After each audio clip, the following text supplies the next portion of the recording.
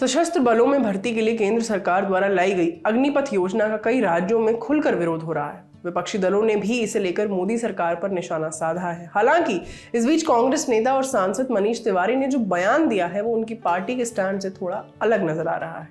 तिवारी ने कहा है कि उन्हें प्रदर्शनकारियों से सहानुभूति है, लेकिन सशस्त्र बलों को रोजगार गारंटी कार्यक्रम के रूप में नहीं देखा जा सकता है। उन्होंने कहा, मैं अग्निपथ प्रक्रिया को लेकर चिंतित युवाओं के प्रति सहानुभूति रखता हूं।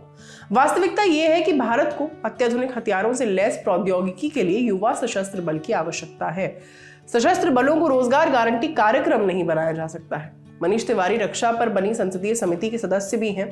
उन्होंने इसी मामले को लेकर एक इंटरव्यू में इंडिया टुडे से कहा, हमें यह समझने की जरूरत है कि पिछले 1 या 1.5 दशकों से युद्ध के तरीके बिल्कुल बदल गए हैं। सशस्त्र बल रोजगार गारंटी योजना नहीं है।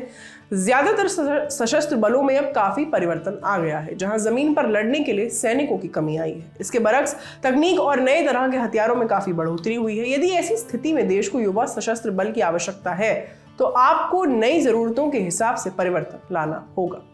उन्होंने आगे कहा, इसीलिए सरकार जो ये नई योजना लेकर आई है, इसे देखने की जरूरत है कि धरातल पर इसका कैसा रिजल्ट निकल कर आता है। यदि इसमें कोई समस्या आती है तो इसका समाधान निकाला जा सकता है।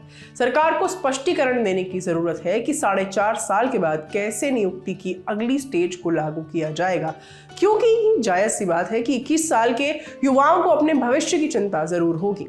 मनीष तिवारी का ये बयान उनकी पार्टी के रुख के विपरीत है। कांग्रेस ने इस योजना को स्थगित करने की मांग की है। उनका कहना है कि संबंधित स्टेक होल्डर्स और विशेषज्ञों के साथ विस्तृत विचार विमर्श के बाद ही अगला कदम उठाया जाना चाहिए।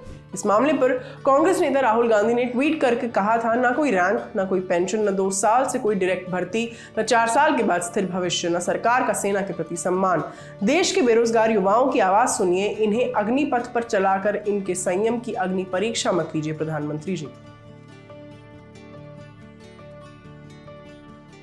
अग्निपथ योजना को लेकर प्रदर्शनकारी युवाओं की मुख्य रूप से 2 चिंताएं हैं। पहली ये कि इसमें स्थायी नौकरी नहीं है। 4 साल बाद ही 75% लोगों की सर्विस खत्म हो जाएगी। दूसरी ये कि पुरानी भर्ती योजना के तहत सैनिकों को जो जीवन पर्यंत पेंशन और स्वास्थ्य बीमा की सुविधा मिलती थी, वो अब इन 75% लोगों पर लागू नहीं होगी। अग्निपथ योजना के तहत हर साल 45,000 से 50,000 सैनिकों की नियुक्ति की जाएगी, लेकिन इसमें से 75% लोगों को 4 साल बाद ही नौकरी छोड़नी पड़ेगी। बाकी के 25% लोगों को अगले 15 सालों तक के लिए स्थायी जॉब मिलेगी। पहले सशस्त्र बलों में चयन होने पर करीब 17 साल की स्थायी नौकरी होती थी। इस योजना के तहत जिन कैंडिडेट्स का चयन होगा, उन्हें पहले साल में हर महीने 30,000 रुपए, दूसरे साल 33,000 रुपए, तीसरे साल 36,530 रुपए और चौथे साल 40,000 रुपए सैलरी मिलेगी। खास बात यह है कि इस सैलरी का 30% हिस्सा सेवा निधि प्रोग्राम के तहत काट लिया जाएगा और सरकार भी इतनी ही राशि इसमें जमा करेगी। इसी राशि पर ब्याज जोड़कर 4 साल की नौकरी खत्म होने पर हर एक सैनिक को करीब 11.71 लाख रुपए मिलेंगे और ये टैक्स फ्री होगा। इसके अलावा इन सैनिकों को 4 साल के लिए 48 लाख रुपए का जीवन बीमा मिलेगा। यदि मृत्यु हो जाती है तो परिवार को बची हुई सैलरी के साथ 1 करोड़ रुपए दिए जाएंगे। इस योजना के तहत 17.5 साल से 21 साल की उम्र वाले युवा अप्लाई कर सकते हैं। हालांकि युवाओं के विरोध प्रदर्शन और इस बात को ध्यान में रखते हुए कि साल 2020 से कोई नियुक्ति नहीं हुई है, सरकार ने 2022 के लिए अधिकतम उम्र बढ़ाकर 23 वर्ष कर दी। ये सारी जानकारी एकत्रित कर लिखी थी आपके लिए हमारे साथी धीरज ने। कैमरा के पीछे है मोहन।